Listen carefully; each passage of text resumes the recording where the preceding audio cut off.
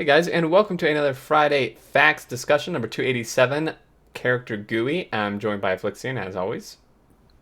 Hello, everyone. So this is, it's mostly talking about, well, the character GUI. Most of the resources are still being focused on bug fixing, but they are putting in some work towards the GUI rewrite. So the mockup, the character screen is one of the most used GUI screens in the game, so we need to really try to do it right. We are moving towards the final version of the mockup so we can start implementing it soon. So we have the crafting tab. So it's the first thing you'll notice is that there's actually like three separate tabs now: crafting, logistics, and character. Um, but Yeah, instead of having logistics in a panel in between your inventory and crafting, which is kind of confusing because when you don't have logistics unlocked, it just doesn't appear. right.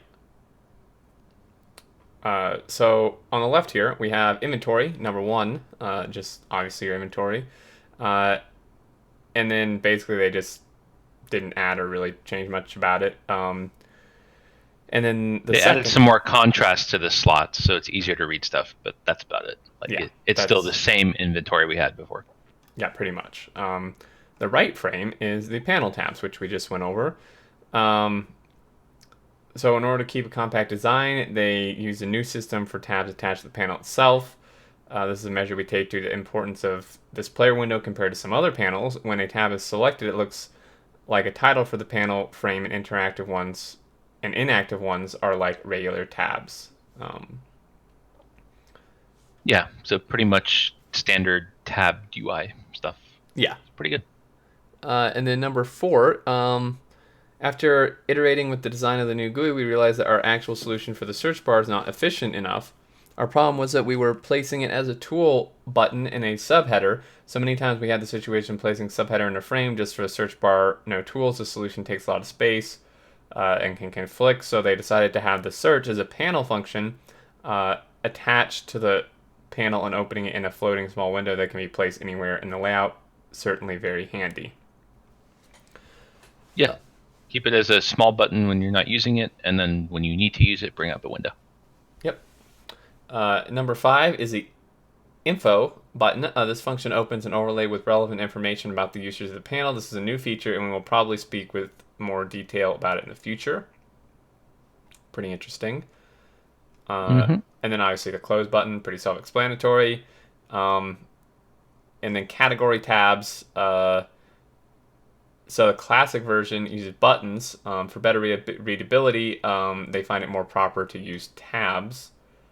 Um, let's just see. It was with heavy modded games, we divide the space for the tabs by the number of categories, so we can have a maximum 8 tabs. For more than 8 tabs, we will add new rows below, and we'll change the tab system for the classic button solution, increasing also the height of the panel. So pretty much it still looks mostly the same for that. Yeah, yes. The crafting tab really hasn't changed much. There's the 8 and 9 that we'll get to in a little bit, but like the only real change is the switch from buttons to tabs here. Yeah, I think it's a change for the better because it could be confusing what tab you were on before. yeah, exactly. So then number 8 is the virtual slot. So the classic GUI version uses slots for everything, even for crafting buttons. We decided to go deeper and create different kinds of slots. Regular slots are used for real items, things the player has in the inventory. Virtual slots are referring to the idea of an item, and they should look like a button, like a crafting button. You must be used to them already in 17 series with the action bar. Um, Yeah, so these are just going to look like what the action bar looks like. yeah, pretty If much. you don't have enough to make it, then it's grayed out. If you have enough to make it, it's filled in, and the number you can make is in the corner. Yeah.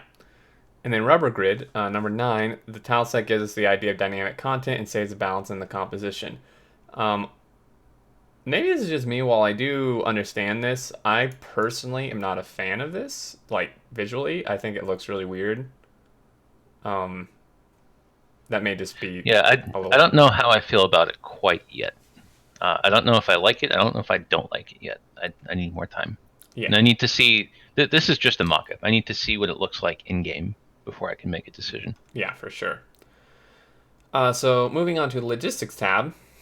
Feature-wise, most of the changes are in this tab. In the current version, there are logistic requests and trash slots presented as two separate tabs. Um, as you most probably know, the request is specifying how much to deliver, while auto trash is used to specify what is maximum 4 items removed to trash slots and taken away back to the network. There's several problems with this. It's possible to request more than you have set in the auto trash, leading to infinite loop. I've had that happen. um, it That's is, always fun. yeah. It is cumbersome to align the values when I want to have maximum and minimum counts the same. The player doesn't see it all in one place. Auto trash has infinite slots, or quests do not. This is how the current mockup looks. So basically, they've just moved it all into one window. So uh, personal with the request slots, and then the trash slots below it, all in one window. Is that 30 trash slots? Wow. It's a lot. And then, so number two, which I don't know, where is number two? I don't even see it. It's Two. the regular signals on the right side. Oh, duh. Okay, so request amount is the same as maximum amount, just the number of requests is shown. Number five, which I can't find again, Number is 5 is the wall, second row from the bottom on the left side. okay. It all like blends in because I made the things gray. Requested amount is specified at maximum. Bigger amount is specified as well. We show the numbers in a column following the order of min-max. And then 6, the chest. Requested amount specified maximum is not limited, similar as 5, just showing the infinite symbol for maximum. Number 7, with the ammo, item is not requested. Request amount is 0, and maximum amount is specified. We need to show 0 for the request to differentiate it from 2. And then number 8, item is not requested, and maximum amount is 0 when you don't want the item to be in your inventory ever. In this case, we just show no number, same as it is in the auto trash slots now. Yeah, 8 is the small power pole right above the ammo. Yeah. I was just thinking, there's the plus and minus buttons on the bottom right, labeled 9, but they don't go into a 9 here. Yeah, and I was wondering about those. If that means you can have just like even more pages than this or something. I'm not, or that's like how you add stuff. I don't know what that is, but yeah, so this is Yeah. not let's see, it's not everything. There's one little Yeah. feature in current version where you can hover a logistics slot and see how many robots are on the way and how many is available in logistic network. Is a very handy thing, but not really practical to use. So what we'll have is that the slots themselves will have color styles depending on the state. To Are they like? So this is still referring to the new GUI above. Oh, okay. So 2 is the regular rail signals. Right. There's no background for it, so you have the request satisfied. Okay, yeah. And then number 3 is it's on the way, like yellow, and items not available, which is the red here, the rails. Yep. And then there's also what if you have items on the way, but there's not enough in the network to satisfy your full request. They're waffling back and forth on whether they want to implement that or not. Right. Now, I will say this. While it is handy to have it just simply color-coded like this, I really hope that the little like exclamation mark info button on the whole GUI that they mentioned earlier goes into what these things actually mean, because as a new player, this would be so damn confusing. Like, with the multiple numbers and the different colors, you would have like no idea what's actually going on. Yeah, it'll be worse than the rail signals and how to put rail signals properly for automated trains at this point. Yeah, it's I mean, even for me, like, I'm not gonna remember probably what half this stuff means, especially like the numbers, the multiple number types and stuff. So I really hope they have descriptions of this somewhere in the game, because otherwise it's just going to be even more confusing than it is now. Yep. So the logistic request slot is kind of extreme, as we need to show different kinds of information on top of each other, icon, slot style, and the request trash combination type, and I hope that won't look too chaotic. I think it will, but...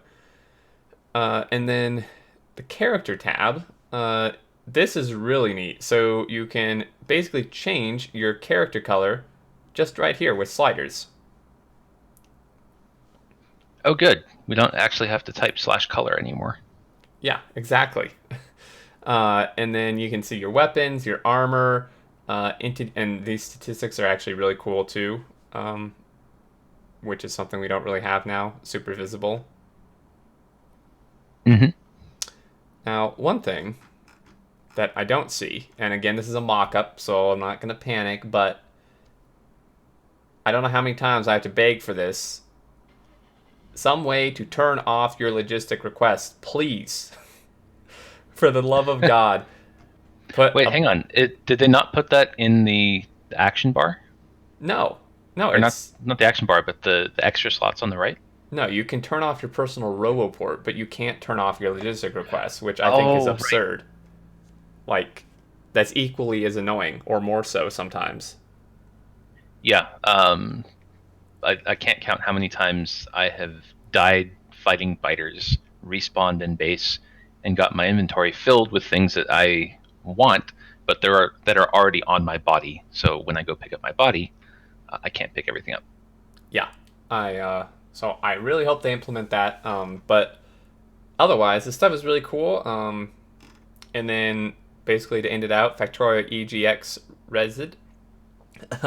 Small part of the team is there this week. If you are attending, be sure to find them in the indie basement and pick up some free pins. And you can see the booth here, which is pretty cool. There's Waybags, Abrigado, Clonin, Twinson, and Dominic. Yay! Woohoo! So go check it out. But that's pretty much it, guys. Really, really cool stuff. Like I said, hopefully they have some sort of info for the colors and numbers, because that's super confusing. But otherwise, it's really cool. Yeah, I'm scanning through the forum replies right now to see if anyone mentioned or responded to that item number 9 with the plus and minus buttons. One person has mentioned it. I don't see a dev reply yet. I'm surprised more people didn't mention it, but yeah, it's weird that they label it and then don't go into it. Maybe they just forgot. Considering it came out at noon today Pacific time, they probably just forgot. Yeah, because that's it's pretty late for them. That's a late Friday Facts. Yeah. So I think that's gonna do it, guys, for this one. You have any last thoughts? No, I like this redesign. Yeah, for sure. Definitely looks better. Anyway, as always, thank you so much for watching. Leave your thoughts below and on the forums, and until next time, we will see you later. See ya.